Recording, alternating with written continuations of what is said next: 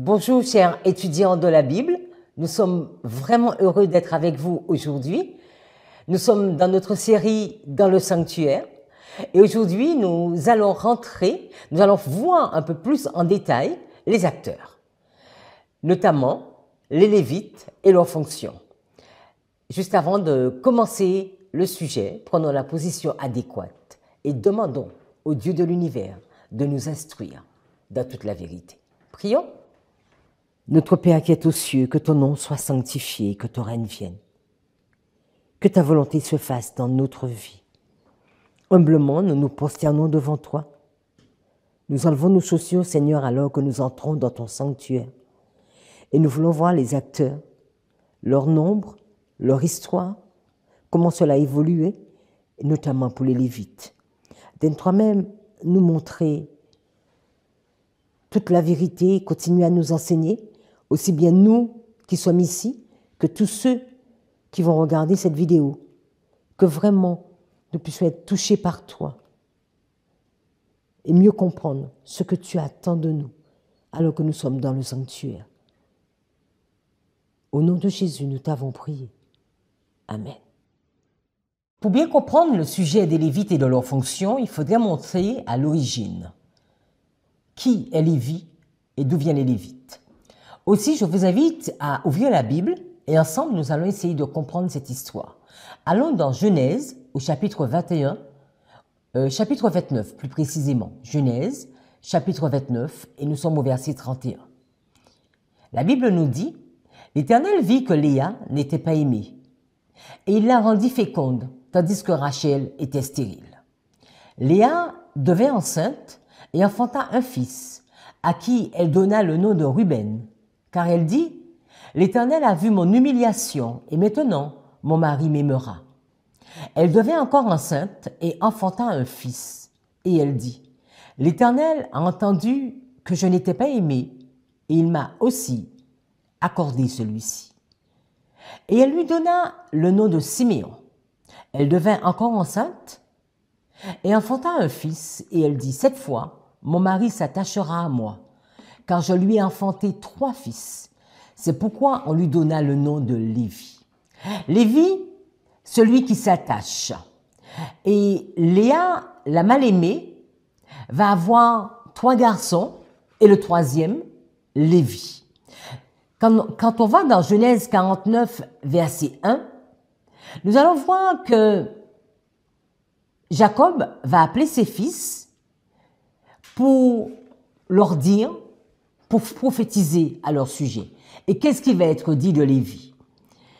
Et Jacob appela ses fils et dit, « Assemblez-vous afin que je puisse vous dire ce qui vous arrivera au dernier jour. Assemblez-vous et écoutez, vous, fils de Jacob, et écoutez Israël, votre père. » Nous sommes au verset 5. « Siméon et Lévi, son frère, instruments de cruauté dans leur habitation.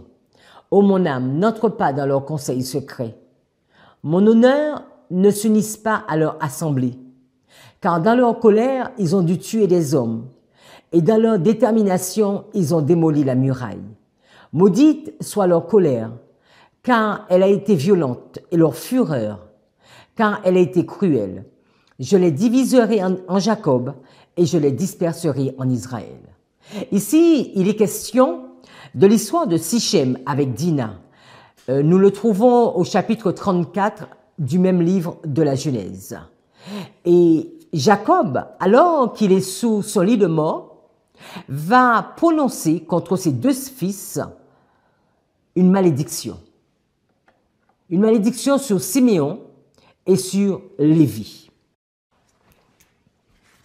Continuons. Moïse vit que le peuple était livré au désordre et qu'Aaron l'avait laissé dans ce désordre, exposé à l'opprobre parmi ses ennemis. Verset 26. Moïse se plaça à la porte du camp et il dit, « À moi ceux qui sont pour l'Éternel. » Et tous les enfants de Lévi s'assemblèrent auprès de lui. Il leur dit, « Ainsi parle l'Éternel, le Dieu d'Israël, que chacun de vous mette son épée au côté. Traversez et parcourez le camp d'une porte à l'autre, et que chacun tue son frère, son parent. » Les enfants de Lévi firent ce qu'ordonnait Moïse. Et environ 3000 hommes parmi le peuple périrent en cette journée. Moïse dit, « Consacrez-vous aujourd'hui à l'Éternel, même en sacrifiant votre fils et votre frère, afin qu'il vous accorde aujourd'hui une bénédiction. » Ici, nous sommes plus de 200 ans plus tard, après cette malédiction qui avait été prononcée sur Lévi et sur Siméon. Et maintenant, Moïse est au pied de la montagne. Nous sommes le 46e jour. Nous sommes dans l'histoire du veau d'or. Moïse redescend. Et Moïse voit que le peuple est en train d'adorer le veau d'or. Et Moïse va demander de se positionner. Et nous voyons la tribu de Lévi qui va se positionner et qui va chercher à obtenir cette bénédiction, changer une situation. Au verset 29, il nous est dit, « Consacrez-vous aujourd'hui même en sacrifiant votre fils et votre frère, afin qu'il vous accorde aujourd'hui une bénédiction. » Et Lévi, de cette malédiction qui avait été posée sur sa tête il y a plus de 200 ans, va obtenir une bénédiction. Quand nous allons quelques mois plus tard, dans Nombre chapitre 3 au verset 11, qu'est-ce que l'Éternel va dire? L'Éternel parla à Moïse et dit, « Voici, j'ai pris les Lévites du milieu des enfants d'Israël à la place de tous les premiers-nés.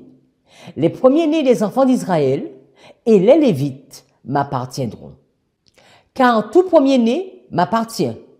Le jour où j'ai frappé tous les premiers-nés dans le pays d'Égypte, je me suis consacré tous les premiers-nés en Israël, tant les hommes que les animaux. Ils m'appartiendront, je suis l'Éternel. » Et là maintenant, Dieu va choisir les Lévites. Il est dit, j'ai pris les Lévites du milieu des enfants d'Israël à la place de tous les premiers-nés.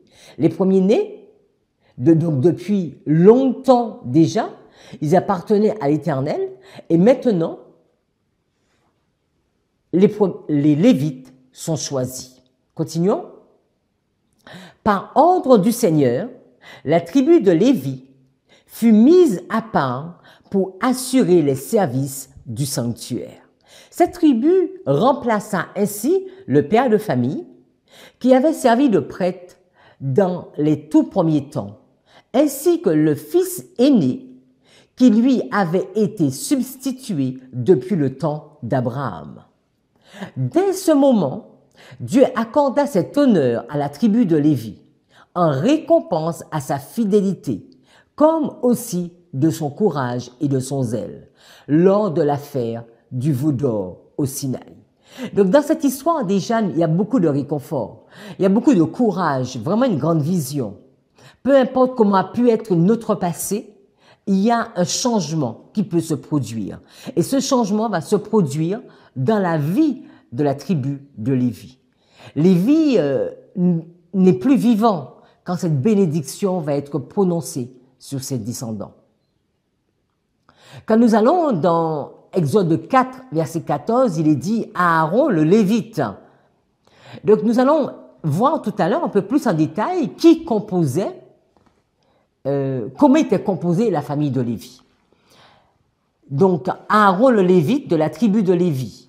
Quand nous allons dans Hébreux 7, verset 21, car tandis que les Lévites sont devenus sacrificateurs sans serment, Jésus l'est devenu avec serment par celui qui lui a dit, le Seigneur a juré et il ne se repentira pas. Tu es sacrificateur pour toujours selon l'ordre de Melchisédek.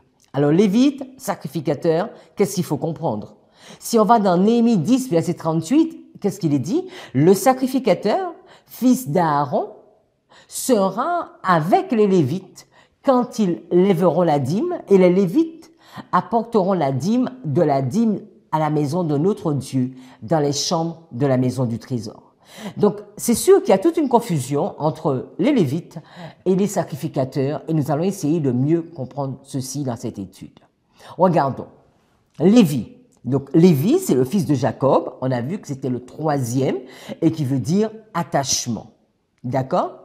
Donc, c'est la Strong 03878. Alors 03879 même vient de 03878 et 03879, ce sont les descendants de Lévi. D'accord?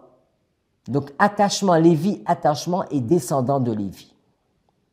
Et si nous regardons la 03881 qui est en relation avec la 3878 ou la 3879, ça veut dire lévite.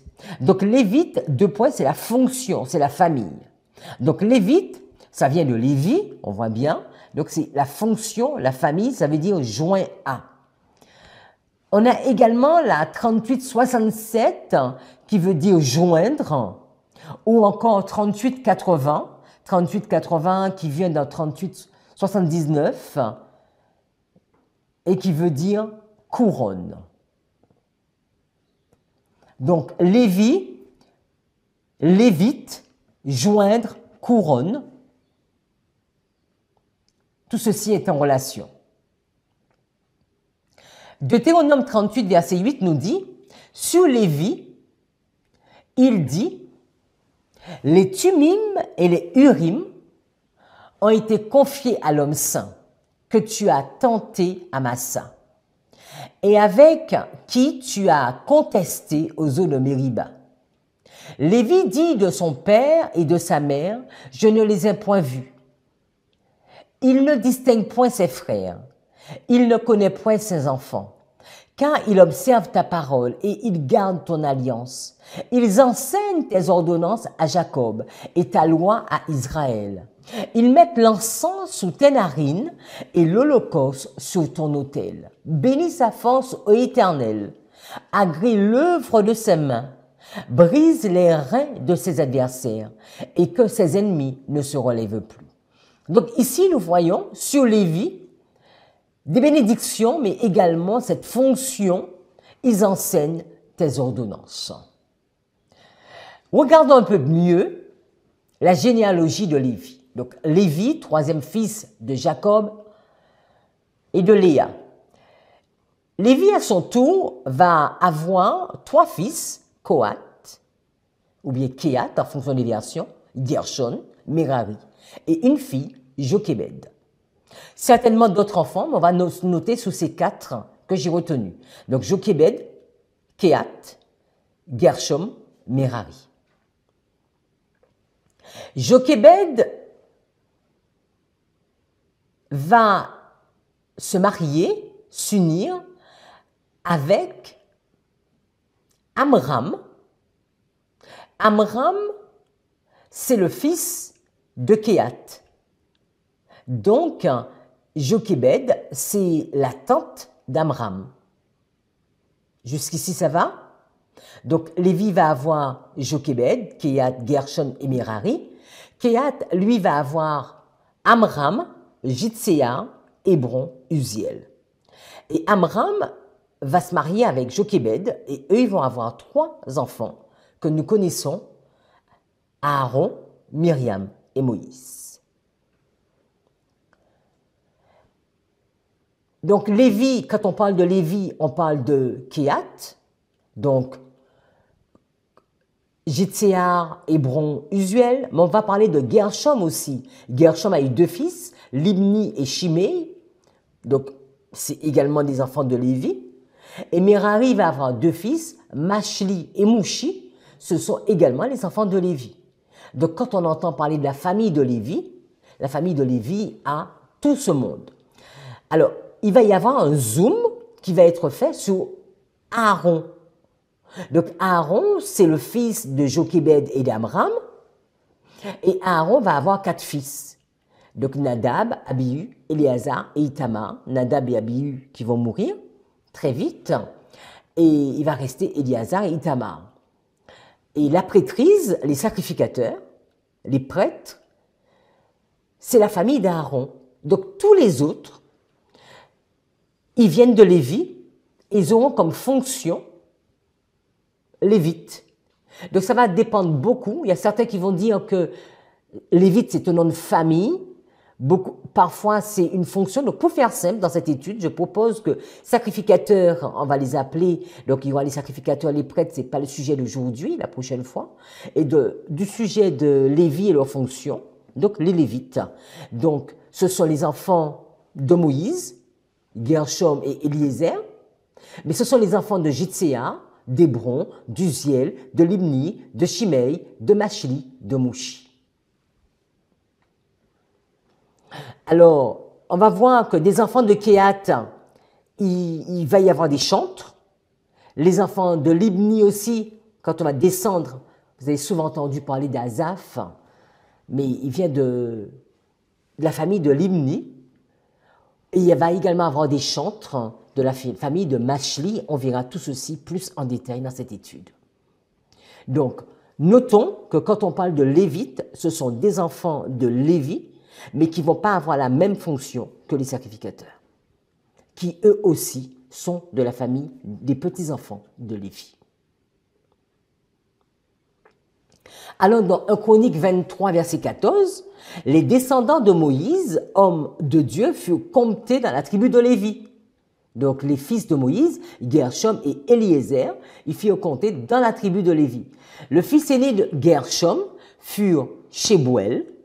Eliezer n'eut qu'un fils, le chef Rahabia, mais les descendants de Rahabia furent très nombreux. Shélomite fut le premier des fils de Yitséa, fils d'Hébron. Yériyahu, l'aîné, Amaria le deuxième, Azaël le troisième, et Yekaméan, le quatrième, excusez-moi pour la prononciation. Les fils d'Ouziel furent Miché, l'aîné, et Ishia le second.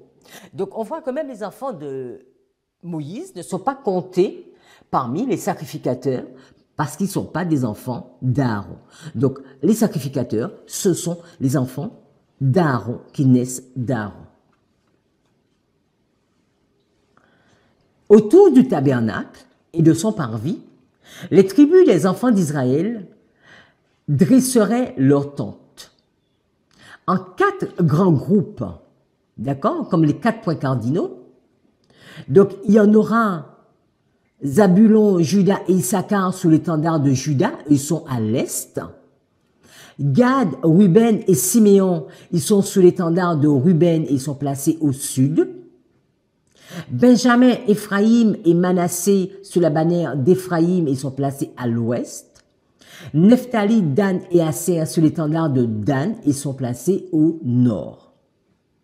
Le grand campement comptait environ 186 400 hommes à l'est, 151 450 au sud. Donc on a vu l'est, c'était l'entrée du sanctuaire. À l'est, c'est où il y avait le chandelier. À l'est, c'est l'entrée du sanctuaire. Au sud, c'est où il y a le chandelier. 108 100 à l'ouest, c'est où il y avait la partie du lieu très saint, la partie du derrière.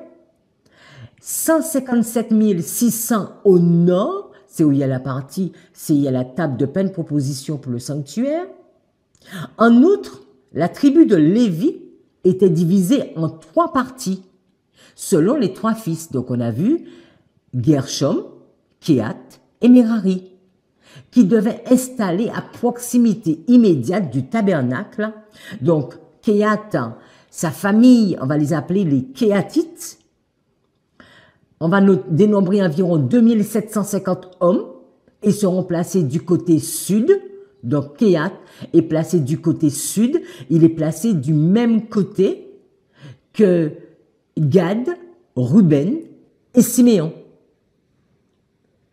Après, il y avait les Gershonites. Ils étaient au nombre de 2650 à l'ouest. Et les Mérarites, 3200 au nord. Mais du côté est du tabernacle, Moïse et Aaron et ses fils devaient camper et garder la garde du sanctuaire. Donc, regardons un peu plus. Donc, ici, nous entrons dans le sanctuaire. Ici, nous sommes la porte, nous sommes à l'est. Et il y avait Moïse, il y avait Aaron, Nadab, Abihu, Éléazar et Itamar, les fils d'Aaron. D'accord? Ils étaient à l'est. Ici, au sud, il y avait Kehat. Le Kehat, au sud. À l'ouest, Gershom. Et à l'est, Merari. Et ici, on vous a mis ce qu'il devait s'occuper. Donc, Kehat allait porter, on verra tout à l'heure, sur ses épaules, tout ce qui était dans le lieu saint, le lieu très saint. Gershom devait porter tout ce qui était tissu. Et Merari, tout ce qui était structure. D'accord? Donc, Kehat, Gershom et Merari dans leurs fonctions. Alors, dans Nombre 8, à partir du verset 5, il est dit, l'Éternel parla à Moïse et dit, prends les Lévites du milieu des enfants d'Israël et purifie-les. Voici comment tu les purifieras. Fais sur eux une aspersion d'eau expiatoire, qu'ils fassent passer le rasoir sur tout leur corps, qu'ils lavent leurs vêtements et qu'ils se purifient. Ils prendront ensuite un jeune taureau avec l'offrande ordinaire de fleurs de farine pétrie à l'huile. Et tu prendras un autre jeune taureau pour le sacrifice d'expiation. Tu feras approcher les Lévites devant la tente d'assignation. Et tu convoqueras toute l'assemblée des enfants d'Israël. Tu feras approcher les Lévites devant l'Éternel. Et les enfants d'Israël poseront leurs mains sur les Lévites. Aaron fera tourner de côté et d'autre les Lévites devant l'Éternel, comme une offrande de la part des enfants d'Israël. Et ils seront consacrés au service de l'Éternel. Verset 12.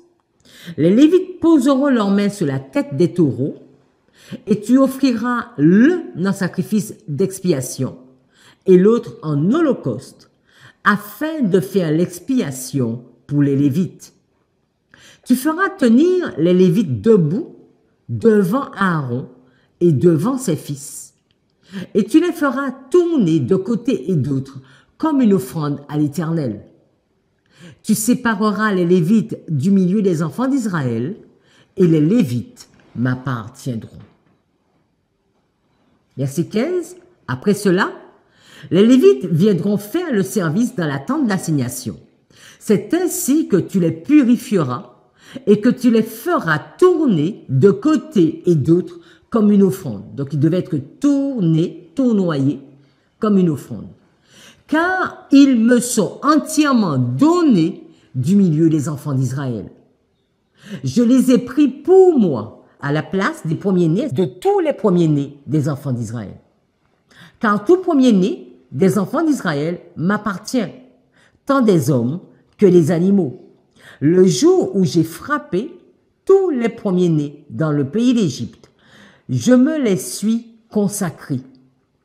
Et j'ai pris les Lévites à la place de tous les premiers-nés des enfants d'Israël.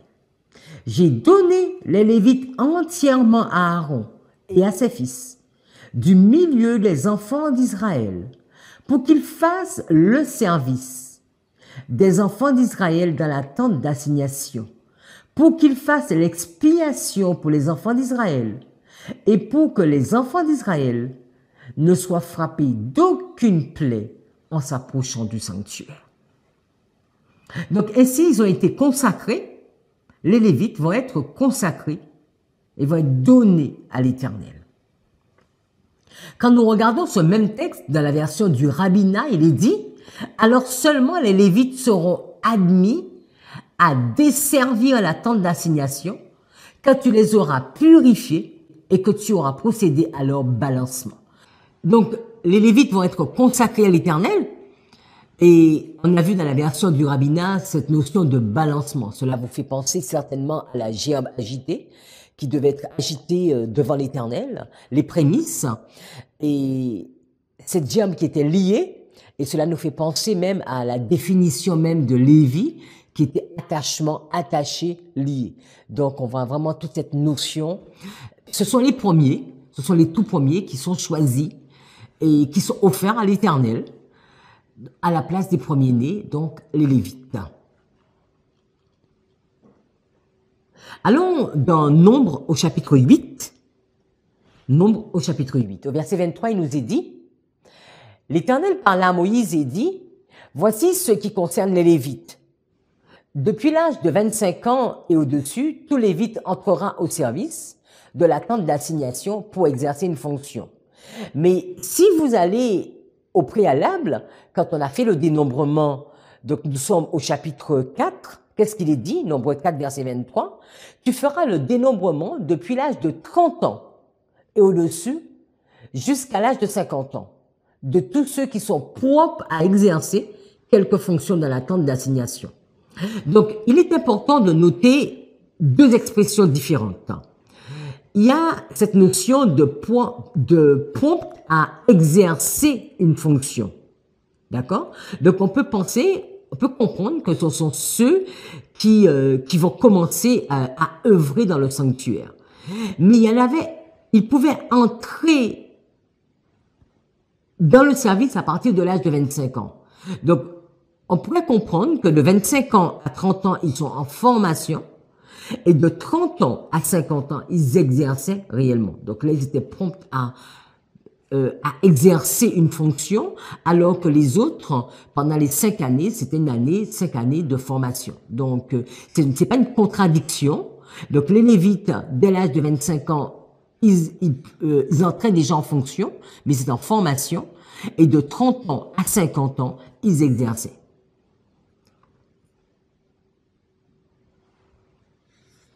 Et l'Émouette nous dit, dans Patriarches et Prophètes, 353.1, au lieu des premiers-nés de tout Israël, le Seigneur a accepté la tribu de Lévi pour les travaux du sanctuaire. Par cet honneur, il manifesta son approbation de leur fidélité, tant dans l'adhésion à son service que dans l'exécution de ses jugements, lorsqu'Israël apostasia dans l'adoration du veau d'or qu'on a déjà vu et étudié. Le sacerdoce était cependant limité à la famille d'Aaron. Seuls Aaron et ses fils étaient autorisés à exercer leur ministère devant le Seigneur. Le reste de la tribu était chargé de la garde du tabernacle et de son mobilier et devait assister les prêtres dans leur ministère, mais il leur était interdit de sacrifier, de brûler de l'encens ou de voir les choses saintes tant qu'elles n'étaient pas couvertes. Donc c'est vraiment important de noter cette différence qui se faisait entre le sacrificateur et les Lévites. Les sacrificateurs, eux, ils devaient être là pour exercer des fonctions dans le sanctuaire, alors que les Lévites, c'était l'aide qui était accordée aux sacrificateurs. Il avait été bien indiqué qu'ils ont été offerts, ils ont été donnés à Aaron. Alors, continuons. Dans Nombre 18, verset 2, il est dit, « Fais aussi approcher de toi Aaron, tes frères, de la tribu de Lévi. » Donc, on voit également que c'est de la tribu de Lévi. « De la tribu de ton père, afin qu'il te soit attaché et qu'il te serve. Lorsque toi et tes fils avec toi, vous serez devant la tente du témoignage. Ils observeront ce que tu leur ordonneras et ce qui concerne toute la tente. Mais ils ne s'approcheront ni des ustensiles du sanctuaire, ni de l'autel, de peur que vous ne mouriez, eux et vous. » Donc c'était vraiment très strict ce qui avait été donné comme consigne pour Aaron et également pour les Lévites. Dans Deutéronome 31, verset 24, il est dit, lorsque Moïse eut complètement achevé d'écrire dans le livre les paroles de cette loi, il donna cet ordre aux Lévites qui portaient l'arche de l'alliance de l'Éternel. Prenez ce livre de la loi et mettez-le à côté de l'arche de l'alliance de l'Éternel, votre Dieu, et il sera là comme témoin contre toi. Car je connais ton esprit de rébellion et la roideur de ton cou, si vous êtes rebelles contre l'Éternel pendant que je suis encore vivant au milieu de vous, combien plus le serez-vous après ma mort? Donc, les Lévites, ils devaient également, on leur avait demandé de s'occuper du livre de la loi et de mettre ces livres à côté de l'arche. Alors, dès le début de cette étude, nous sommes en train de regarder l'histoire des Lévites et notamment sous Moïse. Nous avons pu voir d'où venait cette famille. Donc, cette famille qui vient de Lévi, le troisième fils de Léa et de Jacob. Il a obtenu une malédiction au début par rapport à son mauvais comportement dans l'affaire de Sichem et de Dina, qui va se transformer, il y aura une bénédiction, en tout cas qui va être donnée quand Moïse va demander de se positionner dans l'affaire du veau d'or. Et nous avons pu poser la structure, en tout cas poser l'histoire plus précisément des Lévites. Et donc là, je vous invite à résumer à travers 2 tableaux tout ce que nous avons pu voir dans cette première partie. Gershom, ils étaient à l'ouest, et Kehat au sud. Gershom, lui, sa famille, il devait s'occuper de monter, démonter, il devait s'occuper du voilage, alors que Kehat, il devait s'occuper de porter les ustensiles. Le responsable de Gershom, c'était Itamar, et le responsable de Kehat, Éléazar. Pour réaliser ces fonctions, nous voyons que Gershom, il avait 2 chars et 4 bœufs, alors que Kehat, il devait tout porter au niveau de ses épaules. Alors, nous allons voir l'histoire de Merari. Merari devait démonter et porter la structure du sanctuaire. Pour cela, il avait 2 fois plus de chars que Gershom. Il y avait 4 chars et 8 bœufs. Et les prêtres, ils n'avaient pas d'équipement et ils devaient être là pour pouvoir... donc, le responsable de Gershom, c'était Itamar. Et les prêtres, c'est-à-dire les enfants d'Aaron, ils devaient s'occuper de l'arche du témoignage et avant même que Kehat n'intervienne. Je vous invite à regarder ces 2 tableaux à la diapo 22 et 23 et à noter. Donc, vous avez les nombres, le pourcentage et les références. Allons à la diapo 24. Et dans la diapo 24, donc, on résume que, premièrement, il y avait Juda, Issachar, Zabulon qui devaient partir quand il fallait se déplacer, parce que nous sommes dans l'histoire de Moïse où les enfants d'Israël ont dû faire 47 campements.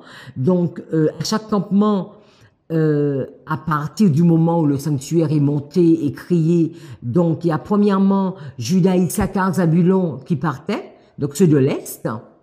Après quoi, il y avait le tabernacle qui était démonté. Les Gershonites, ils partaient avec les chars. Les Mérarites également. Et donc, eux, comme ils avaient des chars, ils avaient des bœufs, ils allaient beaucoup plus rapidement que les autres. Hein. Et donc, ils arrivaient dans l'autre endroit, ils pouvaient déjà commencer à monter le sanctuaire en attendant les autres. La deuxième équipe, troisième équipe, en fonction de si on compte les Lévites, donc c'était Ruben, Siméon et Gad, ceux du sud. C'est seulement après que Kehat partait, donc ils étaient au milieu, et eux ils partaient avec l'arche.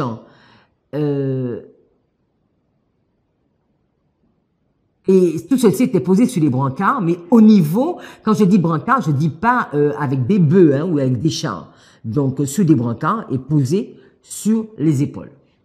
Après, il y avait ceux de l'ouest, Ephraïm, Manassé et Benjamin qui partaient. Et en dernier, ceux du nord, Dan, Aser et Naphtali. Donc, ceci a été pendant toutes ces années où ils ont dû déplacer déjà se déplacer et également transporter l'arche ou le sanctuaire. Maintenant, regardons comment c'était sous le temple de Salomon. Alors, il faut se dire qu'il y a eu un véritable changement par David avant la construction du temple. Mais volontairement, je vais le mettre dans la partie de Salomon. Mais il faut vraiment savoir que la structure même des Lévites va être repositionnée, redéfinie sous David et pas sous Salomon. Alors, allons dans 1 Chronique 15 et nous sommes à partir du verset 15. Les fils de Lévite portaient l'arche de Dieu sur leurs épaules avec des barres, comme Moïse l'avait ordonné d'après la parole de l'Éternel. Et David dit aux chefs des Lévites de disposer leurs frères, les chantres, avec des instruments de musique, des luttes, des harpes et des cymbales, qu'ils devaient faire retentir de sons éclatants en signe de réjouissance. Les Lévites disposèrent Émam, fils de Joël, parmi ses frères, Asaph, fils de Bérékia, et parmi les fils de Merari, leur frère Étan, fils de Kouchaja. Puis avec fils de Merari, eux leurs frères du second ordre, Zacharie, Bel, Jahaziel, Shemiramoth, Jéiel, Uni, Eliab, Jéada, Maaseja, Matitia, Eliphélé, Mikneja, Obed-Edom, Jéiel, les portiers. Donc, excusez-moi pour la prononciation, peut-être beaucoup de fautes qui sont laissées, mais vous avez le texte sous les yeux. Donc, ici, on nous dit déjà qu'il y avait des chantres et qu'il y avait des portiers. Et on voit que ce sont des Lévites, et on voit aussi bien ceux de Merari et ses autres frères. Dans 1 Chronique 15, verset 19, il est dit, les chantres Éman, Asaph et Atam avaient des cymbales d'airain pour les faire retentir. Zacharie, Aziel, Shemiramoth, Jéiel, Uni, Eliab, Maaseja et Benaja avaient des luttes sur Alamoth. Les Matitia, Eliphélé, Mikneja, Obed-Edom, Jéiel, Azazia avaient des harpes à 8 cordes pour conduire le chant. Kenania, chef de musique parmi les Lévites, dirigeait la musique car il était habile. Bérékia et Elkana étaient portiers de l'arche. Shebania, Josaphat, Nethanéel, Amasaï, Zacharie, Benaja et Eliezer, les sacrificateurs, sonnaient des trompettes devant l'arche de Dieu. Obed-Edom et Jéchija étaient portiers de l'arche. Alors, beaucoup de noms, on va se dire, mais à quoi ça servait tous ces noms? Mais au fur et à mesure, on va essayer de comprendre pourquoi on insiste autant par rapport aux Lévites, regarder leur nombre et regarder comment toute cette famille fonctionnait. On n'a pas toutes les informations sous Moïse, d'accord? On sait qu'ils sont en fonction, on a vu ils entrent en fonction à partir de 25 ans, ils commencent véritablement à partir de 30 ans, mais on n'avait pas vraiment tout ce qu'ils faisaient, mis à part porter l'arche, et on sait que c'est vraiment une grosse fonction. Mais nous comprenons très facilement que à partir du moment qu'ils arrivent à Silo, ils transportaient l'arche de moins en moins et de plus le sanctuaire, toute la partie même du sanctuaire n'était plus démontable, n'était plus démontée. Donc on comprend aisément qu'il y a d'autres fonctions qui vont naître et qui vont devoir se développer pour ces Lévites. Alors dans 1 Chronique chapitre 23, nous sommes au verset 3, on fit le dénombrement des Lévites. Donc, depuis l'âge de 30 ans et au-dessus, comptés par tête et par homme, ils se trouvèrent au nombre de 38 000. Donc, il y a 38 000 Lévites. Quand David a fait le dénombrement à un moment, et David dit qu'il y en ait 24 000 pour veiller aux offices de la maison de l'Éternel, 6 000 comme magistrats et juges, et 4 000 comme portiers. et 4000 chargés de loups. Et donc David va décider qu'il y en aura un certain nombre pour faire le service du sanctuaire, mais il y aura également des magistrats, il y aura des portiers et des chantres, ceux qui vont louer l'Éternel. David les divisa en classes d'après les fils de Lévi, de Gershom, d'après les fils de Lévi, donc les fils de Lévi, c'est-à-dire Gershom, Kehat et Merari. Au verset 24, on lit, ce sont là les fils de Lévi selon leur maison paternelle, les chefs des maisons paternelles d'après le dénombrement qu'on en fit en comptant les noms par tête. Ils étaient employés au service de la maison de l'Éternel, donc depuis l'âge de 20 ans et au-dessus. Donc là, on a vu tout à l'heure qu'ils en fonctionnent depuis l'âge de 30 ans, et là, on les voit depuis l'âge de 20 ans. Donc il y a beaucoup de textes, il y a beaucoup de choses. La Bible ne nous donne pas la raison. On pourrait penser que comme maintenant, ils ont plus à porter le sanctuaire, donc toute cette charge très lourde, ils ont plus à la faire, qu'on a dû prendre, on a pu prendre des plus jeunes. Là, ce sont juste des hypothèses parce que la Bible ne nous explique pas pourquoi maintenant on se retrouve à l'âge de 20 ans. Donc, notons que c'était de 30 ans à 50 ans. Ils entrent en formation à l'âge de 25 ans, mais sous David, on les retrouve à l'âge de 20 ans. Verset 25, « Car David dit, l'Éternel, le Dieu d'Israël, a donné du repos à son peuple, et il habitera pour toujours à Jérusalem, et les Lévites n'auront plus à porter le tabernacle et tous les ustensiles de son service. Ce fut d'après les derniers ordres de David qu'eut lieu le dénombrement des fils de Lévi depuis l'âge de 20 ans, et au-dessus, donc c'est pour cela qu'on comprend, c'est parce qu'ils n'avaient plus à porter cette charge qu'on a pris les plus jeunes. Verset 28, placés auprès des fils d'Aaron pour le service de la maison de l'Éternel, ils avaient à prendre soin des parvis et des chambres de la purification, de toutes les choses saintes, des ouvrages concernant le service de la maison de Dieu. Donc, ils devaient également s'occuper des pains de proposition, de la fleur de farine pour les offrandes, des galettes sans levain, des gâteaux cuits sous la plaque et des gâteaux frits, de toutes les mesures de capacité et de longueur. Ils avaient à se présenter chaque matin, d'accord, et chaque soir, afin de louer et de célébrer l'Éternel. Donc, ils devaient être là chaque matin et chaque soir. Ils devaient donc s'occuper des pains de proposition et ils devaient louer chaque matin et chaque soir. Et devait offrir continuellement devant l'Éternel tous les holocaustes à l'Éternel, au sabbat, aux nouvelles lunes et aux fêtes, selon le nombre et les usages prescrits. Donc, est-ce qu'ils participaient maintenant au sacrifice, ce qui était interdit au temps de Moïse? Là, il nous dit qu'ils offraient continuellement devant l'Éternel tous les holocaustes à l'Éternel.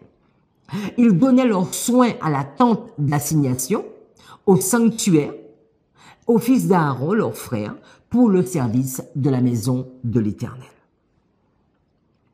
Donc, il y avait quelques changements par rapport au fonctionnement au temps de Moïse. On trouve certains changements, on va les noter au fur et à mesure. Donc, quand on va dans 1 Chronique 6, verset 31, David va insister beaucoup. Vous savez que David aimait la musique, David aimait louer l'Éternel, et David va vraiment insister pour qu'il y ait tout un groupe qui loue l'Éternel. Voici ceux que David établit pour la direction du chant dans la maison de l'Éternel, depuis que l'arche eut un lieu de repos.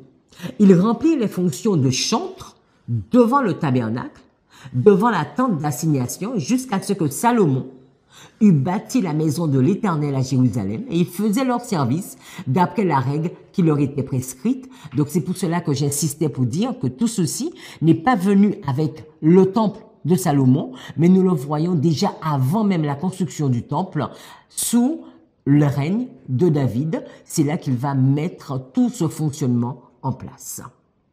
Continuons. Dans 1 Chronique 25, nous lisons « David et les chefs de l'armée mirent à part pour le service ceux des fils d'Asaph, d'Emma et de Jéduthun, Alors vous allez me dire, mais c'est Ama, Asaph, Iman, Jéduthun. Quand on voit le texte comme ça, est-ce qu'il est question de Gershom? Est-ce qu'il est question de Kehat? Est-ce qu'il est question de Merari? C'est vrai que en lisant le texte, on ne voit pas cette information, qu'on va chercher de glaner pour essayer de comprendre qui sont ces hommes. Et on voit que maintenant, ils ne portent pas, donc ils ne portaient plus le sanctuaire, mais maintenant, ils vont même prophétiser. Donc, ils prophétisaient en s'accompagnant de la harpe, du luth et des cymbales. Et tout cela était sous la direction de leur père pour le chant de la maison de l'Éternel. Ils avaient des cymbales, ils avaient des luths, des harpes pour le service de la maison de Dieu. Donc, les responsables, c'était Asaph, Jéduthun, Emam, recevaient les ordres du roi. Alors, donc dans ce tableau, essayons vraiment de nous arrêter. Alors, dans ce tableau, vous voyez, il y a Gershom, Merari et Kehat. Donc, on les retrouve, les trois fils de Lévi. Donc, quand vous entendez parler de Asaph, Asaph vient de Gershom. Donc, plusieurs générations après, mais de Gershom. Jéduthun vient de Merari et Eman vient de Kehat. Et vous allez voir qu'il y a 24 classes. Quand nous ferons l'étude sur les prêtres, vous verrez qu'il y avait 24 classes de prêtres. Donc là, on a 24 classes de Lévites. D'accord? Et qu'est-ce qu'ils faisaient? Donc, voilà les noms des classes. On va pas vous les lire ici. Et ces classes, donc, il y en a ceux qui prophétisaient, suivant l'ordre du roi.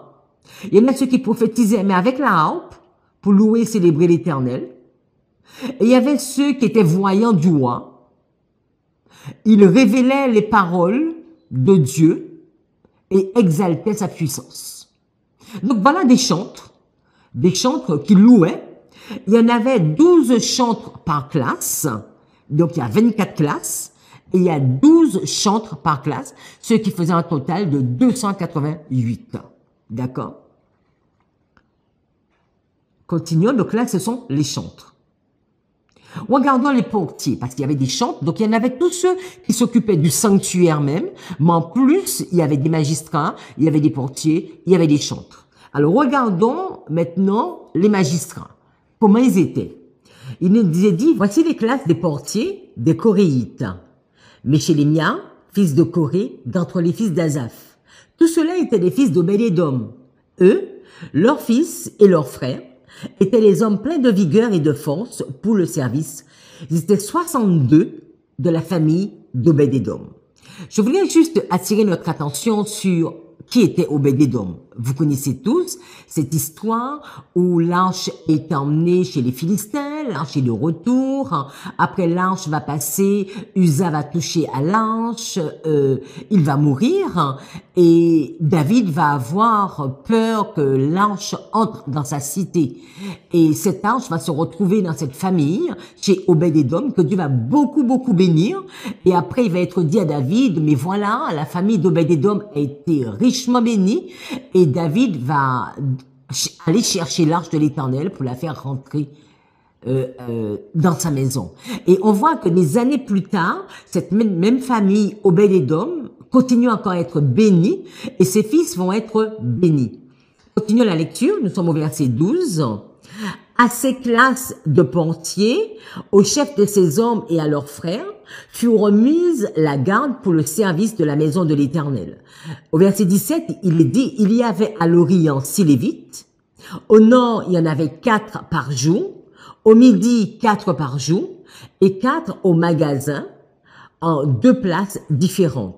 Verset 18, il y en avait du côté du faubourg, à l'Occident, et il y avait 4 vers le chemin et 2 vers le faubourg. Verset 19, ce sont là les classes des portiers d'entre les fils des Coréites et d'entre les fils de Merari. Donc on voit ici que les portiers, on les retrouve parmi les fils de Corée, parmi les fils des Coréites, d'accord? et les fils de Merari. Donc, on va pas trouver les portiers parmi les fils de Gershom. Vous vous souvenez? Lévi a 3 fils, Kehat, Gershom et Merari. Et on trouve les portiers du côté de Kehat et de Merari. Continuons.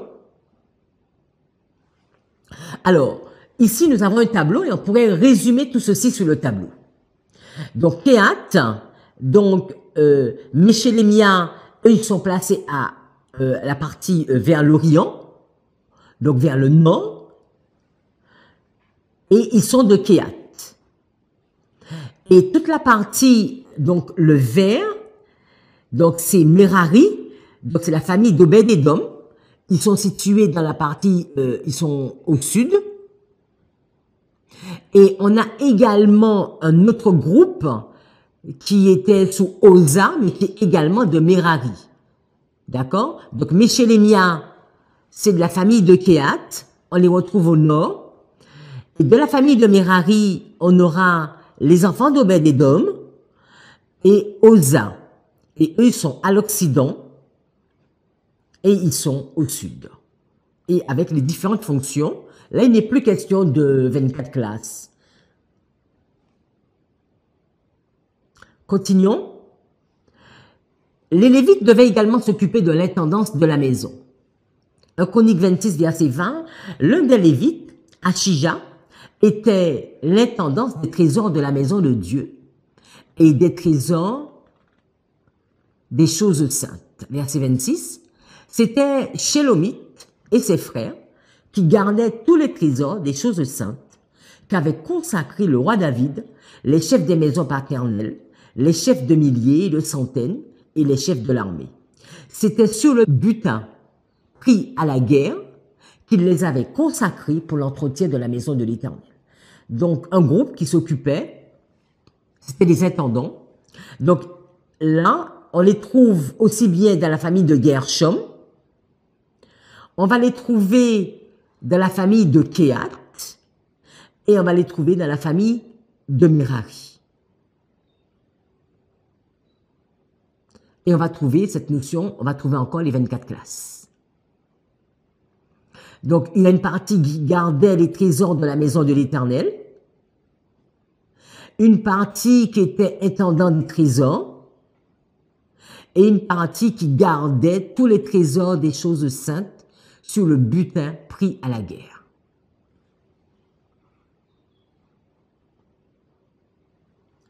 Donc, parmi les Séharites, Kenania et ses frères étaient employés pour les affaires extérieures comme magistrats et juges en Israël.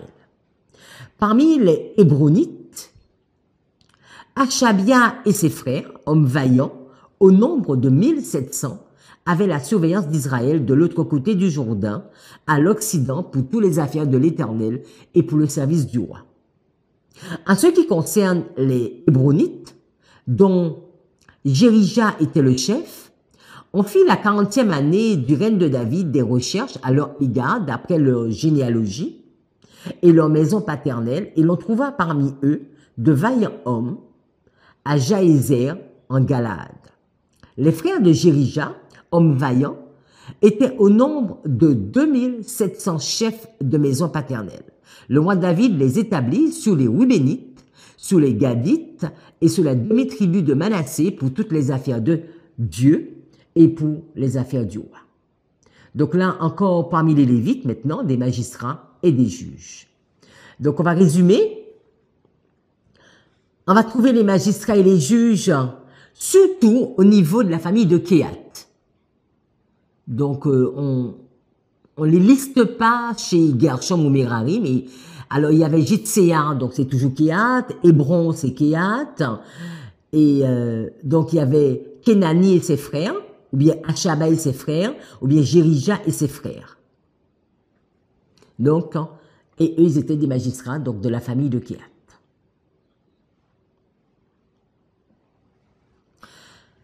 Alors Salomon offrit les holocaustes à l'Éternel sur l'autel de l'Éternel qu'il avait construit devant le portique. Il offrait ce qui était prescrit par Moïse pour chaque jour, pour les sabbats, pour les nouvelles lunes et pour les fêtes, 3 fois l'année à la fête des pains sans levain, à la fête des semaines et à la fête des tabernacles. Il établit dans leurs fonctions, telles que les avait réglées David son père, les classes des sacrificateurs selon leur office et les Lévites selon leur charge, consistant à célébrer l'Éternel et à faire jour par jour le service en présence des sacrificateurs. Donc, nous avons noté que tout ceci, c'est David qui l'avait institué. David va également instituer les classes des sacrificateurs comme les classes des Lévites. Et dans les classes des Lévites, ils sont au nombre de 38 000. Ils vont être répartis une grande partie, la majorité, pour gérer le temple, pour gérer le sanctuaire de l'Éternel. Une partie, ce sont des chantres. Une autre partie, ce sont des portiers. Et une autre partie, ce sont des magistrats. Et lui, Salomon, quand il va créer le temple, quand il va construire le temple de l'Éternel, il va appliquer son cœur à faire tout ce que David, son père, avait déjà mis. Donc, il va garder la même structure. Donc, quand on va dans le temple de Salomon, on trouve les mêmes choses que David avait déjà mis en place. Donc, on va trouver cette notion de classe qu'on n'avait pas sous Moïse. Alors, sous Moïse, on sait, au début, il y a un grand sacrificateur à la personne d'Aaron, 2 sacrificateurs, Éléazar et Ithamar, sous le règne de Moïse. Et après, il y aura, on sait que, donc, c'est pas le règne de Moïse, mais en tout cas, pendant que Moïse est au contrôle du peuple, il n'y a pas beaucoup, il n'est pas noté beaucoup de sacrificateurs, et le nombre même des Lévites, en fonction, on les a vus, mais ils avaient surtout la charge, comme on l'a déjà dit, c'était de porter le sanctuaire, et à chaque fois qu'ils se déplaçaient. Alors, quand on continue la lecture, il nous est dit, nous sommes au verset 14, on reprend le verset 14 de 2 Chroniques 8, verset 14. Il établit dans leurs fonctions, telles que les avait réglées David, son père, les classes des sacrificateurs selon leur office, les Lévites selon leur charge, consistant à célébrer l'Éternel et à faire jour par jour le service en présence des sacrificateurs, et les portiers distribués à chaque porte d'après leur classe, car ainsi il avait ordonné David, homme de Dieu. On ne s'écarta point de l'ordre du roi pour les sacrificateurs et les Lévites, ni pour aucune chose, ni pour ceux qui concernaient les trésors. Donc c'est important de le noter. Alors qu'est-ce qui va se passer après le schisme? Nous savons que après Salomon, il va avoir une séparation entre Roboam et Jéroboam. Alors dans 2 Chroniques 11, verset 13, qu'est-ce qu'il est dit? Les sacrificateurs et les Lévites qui se trouvaient dans tout Israël, parce que vous vous souvenez que quand on arrive à Canaan, on l'a pas vu, mais les Lévites vont avoir des villes, ils vont avoir une partie de chaque territoire. Donc, on n'aura plus cette notion où il y a le sanctuaire qui est placé et les Lévites qui sont placés au sud, au nord et à l'ouest. Ils vont avoir également des villes, il va avoir également des villes de refuge. Et donc, on va aussi bien trouver des Lévites dans le nord que des Lévites dans le sud, ou encore de l'autre côté du Jourdain. Donc, les Lévites sont dispatchés sur tout le territoire de Canaan. Mais lors du schisme, il va y avoir une séparation entre Roboam, qui va garder la partie de Juda, et Jéroboam, qui va garder les 10 tribus du nord. Donc, le problème va se poser maintenant pour les Lévites. Et c'est ce que nous lisons dans ce texte. Qu'est-ce qu'il nous est dit? Les sacrificateurs et les Lévites, qui se trouvaient dans tout Israël, quittèrent leur demeure pour se rendre auprès de lui. Car les Lévites abandonnèrent leurs banlieues et leurs propriétés et vinrent en Juda et à Jérusalem, parce que Jéroboam et ses fils les empêchaient de remplir leurs fonctions comme sacrificateurs de l'Éternel. Jéroboam établit des sacrificateurs pour les hauts lieux, pour les boucs et pour les veaux qu'il avait fait. Et ceux de toutes les tribus d'Israël qui avaient à cœur de chercher l'Éternel, le Dieu d'Israël, suivirent les Lévites à Jérusalem pour sacrifier à l'Éternel, le Dieu de leur père. Ils donnèrent ainsi de la force au royaume de Juda et affermirent Roboam fils de Salomon, pendant 3 ans, car ils marchèrent pendant 3 ans dans la voie de David et de Salomon. Donc après le schisme, on trouve les Lévites qui vont rejoindre Roboam, qui vont rejoindre le temple et qui vont pouvoir officier parce qu'ils n'arrivaient pas à officier sous Jéroboam. Et si nous voulons mieux comprendre l'histoire de Roboam, je vous invite à regarder la série Palmoni où on en parle justement que comment les Lévites vont porter leur secours à Roboam pendant ces 3 années et vont permettre à Roboam d'asseoir même son pouvoir et que malheureusement, après Roboam va se détourner et que des nations vont venir contre Roboam. Allons ensemble dans Foyer chrétien, la page 433, nous sommes au paragraphe 4. À qui doit s'étendre l'hospitalité? Que nos relations sociales ne soient pas dictées par les usages du monde, mais par l'esprit du Christ et les enseignements de sa parole. Les Israélites invitaient à toutes leurs fêtes le pauvre, l'étranger et le lévite, qui assistaient le sacrificateur et avaient mission d'instruire le peuple. À chaque réjouissance sociale ou religieuse, tous étaient considérés comme les hôtes du peuple. Et s'ils tombaient malades ou se trouvaient dans le besoin, on prenait soin d'eux avec sollicitude. Ce sont de telles personnes que nous devrions accueillir dans nos demeures. Cela remplirait de joie et de courage l'infirmière missionnaire ou l'enseignant, la mère de famille surchargée de soucis et accablée de travail, ou l'être affaibli et le vieillard souvent sans famille, qui lutte contre la pauvreté et le découragement. Donc là, ce sont des conseils qui nous sont donnés par rapport aux Lévites. Dans Évangéliser, Ellen White continue en nous disant une influence de longue portée, le chant faisant désormais partie du service divin. Le roi David composa des psaumes destinés à être chantés non seulement par les Lévites, dans les solennités du sanctuaire, mais aussi par le peuple lors de ses trajets vers l'autel national à l'occasion des fêtes annuelles. Ces cantiques exercèrent une influence de longue portée et eurent pour effet de délivrer la nation hébraïque de l'idolâtrie. Parmi les peuples voisins, beaucoup furent favorablement impressionnés à l'égard du Dieu d'Israël qui avait réalisé d'aussi grandes choses pour son peuple. Donc il nous est dit à quel point que dans les solennités du sanctuaire, la place des Lévites, la place des chantres. Alors sous Salomon, résumons quelques fonctions. Donc les Lévites, ils n'avaient plus apporté le tabernacle, nous le savons, depuis même avec David.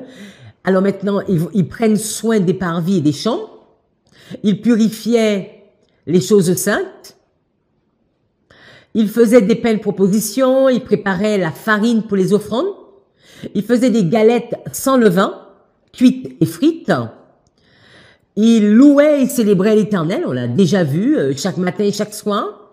Ils offraient des holocaustes au sabbat, aux nouvelles lunes, lors des fêtes. Ils prenaient soin de la tente de la rencontre et ils prenaient également soin des prêtres.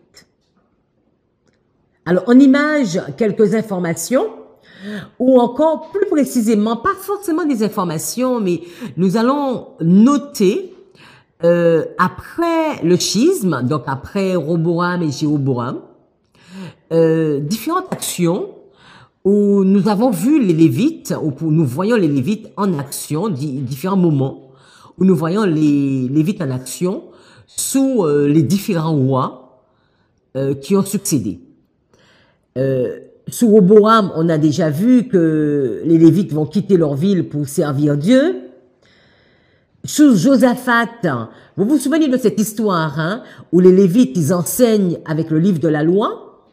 Donc, sous Josaphat, il y a cette belle histoire que j'aime, c'est l'histoire de Jacaziel qu'on trouve dans 2 Chroniques chapitre 20, où Josaphat, il apprend qu'il y a des armées qui arrivent et Josaphat va inviter tout le peuple à se réunir dans le jeûne et dans la prière. Et Jacaziel, ce lévite, va se lever, il va prophétiser et il va dire à Josaphat qu'il doit se tenir en place et chanter et louer l'Éternel, et c'est ainsi qu'ils vont avoir la victoire. Et le lendemain, Josaphat va mettre ses équipes en place, et il y a ce texte que nous connaissons et que nous aimons, qui va nous dire confiez-vous en l'Éternel et vous réussirez, et confiez-vous en ses prophètes et vous aurez du succès. Donc on voit ce Lévite en action. On voit également les Lévites en action sous Joas, précisément sous Jéhojada. Sous Jéhojada, où ce sacrificateur, où les Lévites et les sacrificateurs vont être en fonction dans le temple autour du jeune roi. Des années plus tard, on va encore voir les Lévites en fonction sous Ézéchias. Cette histoire que nous trouvons dans 2 Chroniques chapitre 29, où le premier jour du premier mois, les Lévites vont avoir à cœur de purifier, les sacrificateurs et les Lévites vont avoir à cœur de purifier le temple, et ils vont faire ce travail ensemble, que nous aurons l'occasion de revenir quand nous verrons les sacrificateurs. On voit également les Lévites en action sous Josias. Donc chaque fois qu'il y a eu à purifier le temple ou intervenir dans le temple, on a pu voir les Lévites en action.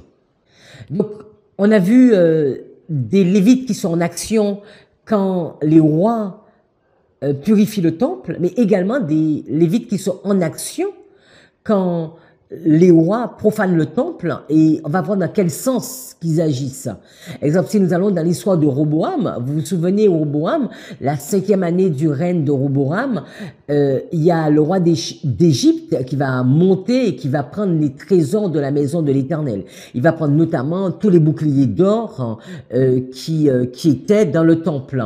Et nous sommes à la 46e année du règne, la 46e année de la vie de Roboam. Je vous invite, si vous voulez avoir plus d'informations sur cette étude, à regarder la série Palmoni dans la partie le sujet Roboam.